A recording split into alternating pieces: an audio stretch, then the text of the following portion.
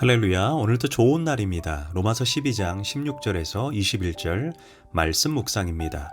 오늘은 선으로 악을 이겨라 라는 제목으로 말씀을 나누도록 하겠습니다. 이 사랑이라는 단어처럼 많이 남용되는 단어는 없을 것입니다. 하지만 정작 사랑하자고 말하지만 삶의 현장에서 누군가를 사랑한다는 것은 결코 쉬운 일은 아닙니다.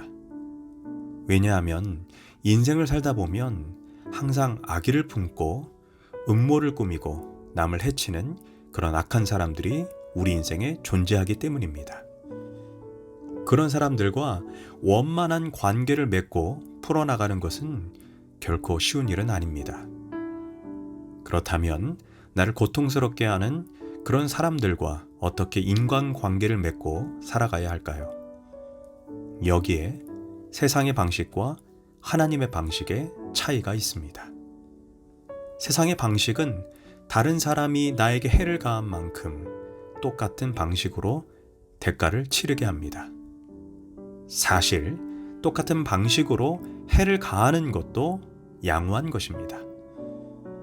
심지어 눈을 때리면 세상은 눈만 때리는 것이 아니라 아예 죽여버리는 것이 세상의 방식이 아니겠습니까?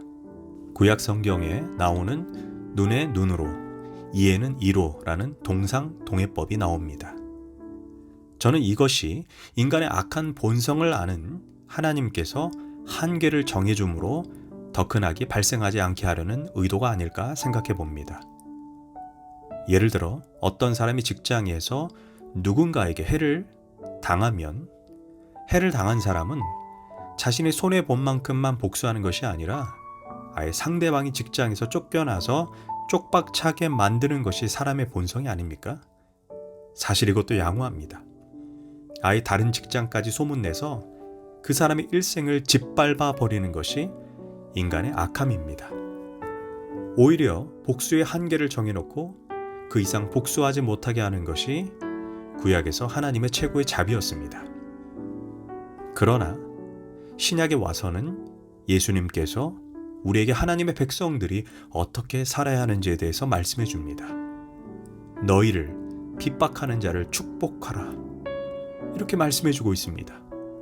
이 태도는 세상의 태도와 전혀 다른 것입니다. 사실 원수와 핍박자를 축복하라는 말씀은 우리의 상식과 본능에 충돌합니다. 하지만 예수님은 하나님의 백성들이 이 세상에서 이런 방식으로 살아야 한다라고 말씀하십니다. 아니, 더 나아가 마태복음 5장 44절과 45절에서 나는 너에게 이르노니 너희 원수를 사랑하며 너희를 핍박하는 자를 위하여 기도하라.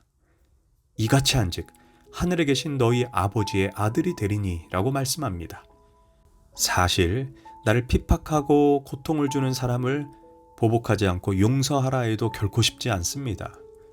그런데 거기다가 축복해주고 아예 사랑하고 그의 미래를 위해서 기도해 주라는 것입니다. 그것이 바로 하나님이 예수님을 통해 죄인인 우리에게 보여주신 조건 없는 사랑, 자비로운 사랑입니다. 생각해 봅시다. 매일 죄만 짓고 하나님을 부인하고 배신하는 우리를 하나님께서 만약 죄 지은 만큼 보복하신다면 아마 여기에 서 있을 사람이 과연 있을 수 있겠습니까? 그런 사랑을 너희들이 받았으니 너희 아버지의 자비로우심과 같이 너희도 자비로운 자가 되라는 것입니다. 사실 인생을 살아가면서 배우게 되는 것은 복수는 더 큰 복수를, 악은 더 큰 악을 불러온다는 것입니다. 물론 순간은 통쾌할지 모르지만 결국 복수의 악순환이 이어지면서 함께 공멸의 길로 가게 되는 것입니다. 그래서 그 악순환의 고리를 자르고 선순환으로 바꾸기 위해서 우리를 괴롭게 하고 아프게 하는 사람들을 하나님의 손에 맡기는 믿음이 필요합니다. 그들에게 똑같은 말과 행동으로 반응하지 않는 지혜가 필요합니다. 바울은 성도들에게 이런 것은 힘들겠지만 직접 원수를 갚지 말고 하나님의 손에 진노하심을 맡기라고 우리에게 강력하게 명령합니다. 내가 움직이면 결국 나도 죽고 너도 죽는 것이지만 하나님이 움직이면 나는 살고 상대방의 악함은 심판을 받게 된다는 것입니다. 그래서 하나님은 우리가 할 일을 말해줍니다. 원수가 줄이거든 먹이고 목말라 하거든 마시게 하고 끝까지 친절하고 품어주라고 권고합니다. 그때 하나님께서 그들의 머리 위에 숯불을 쌓아 놓을 것이라고 말씀합니다. 다시 말해 복수는 내 것이다 라고 말씀하고 있는 것입니다. 물론 이렇게 살아가는 것은 결코 쉽지 않습니다. 그러나 선으로 악을 이기신 예수님을 바라보면 원수까지 용서할 수 있게 됩니다. 그럴 때 틀어지고 깨어진 인간관계가 도리어 축복이 되고 선하게 되는 축복이 임하게 될 것입니다. 예수님은 어떠하셨습니까? 자기를 십자가에 못 박은 사람들을 위해 저희를 사해 주옵소서, 자기가 하는 것을 알지 못함이니이다 라고 기도하면서 그들을 용서했습니다. 만약 예수님께서 저들이 나에게 칼을 꽂았으니 저 자식들을 모두 심판하고 죽여주옵소서 라고 했다면 우리는 구원의 은총을 누리기는커녕 지옥과 마귀의 자녀가 되지 않았겠습니까? 예수님이 원수까지 포용하는 마음 때문에 우리는 지금 구원의 은총을 누리게 되었습니다. 스데반은 어떠했습니까? 돌에 맞아 죽어가면서 예수님과 거의 똑같이 자신을 돌로 친 사람들의 죄를 그들에게 돌리지 마시도록 기도했습니다. 그 자리에서 그 모습을 지켜본 사울은 엄청난 충격을 받았을 것입니다. 결국 스데반의 기도로 사울은 바울이 되었습니다. 또한 바울을 통해 이방인들이 빛을 보게 되고 그 덕택에 복음이 한국까지 와서 우리도 하나님을 알게 되고 결국 하나님의 자녀가 된 것입니다. 요셉은 어떠했습니까? 형제들의 시기와 질투로 13살의 어린 나이로 애굽의 노예로 팔려갔습니다. 또한 설상가상으로 거기에서 보디발의 아내에 의해 강간범이라는 억울한 누명을 쓰고 왕의 감옥에 들어갔습니다. 그런데 성경은 뭐라고 말하고 있습니까? 요셉이 너무나 억울해서 밤마다 슬피 울며 이를 갈면서 복수심을 불태웠다라고 말하고 있습니까? 요셉은 그렇지 않았습니다. 만약 우리가 요셉처럼 국무총리가 되었다면 우리는 어떻게 행동했을까요? 그래, 천륜을 저버린 저 악한 놈들은 형제도 아니다. 내가 이때를 위함이 아닌가 하고 족을 치지 않았겠습니까?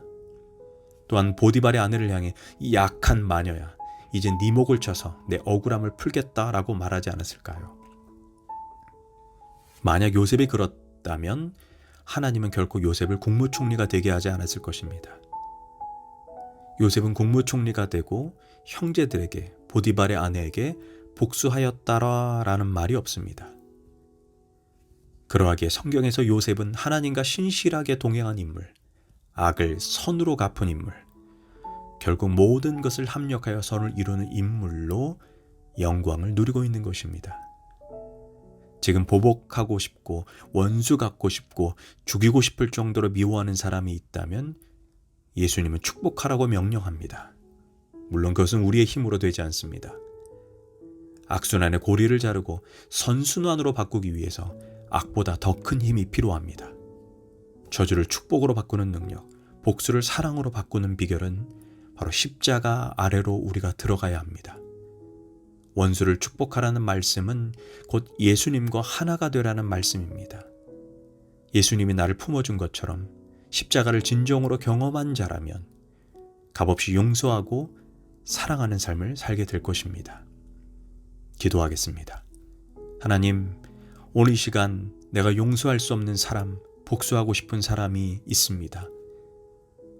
그 마음을 주님께서 회복시켜 주시고 그 사람을 축복하고 사랑하고 기도하는 그 관대한 영을 우리의 마음속에 부어주시옵소서.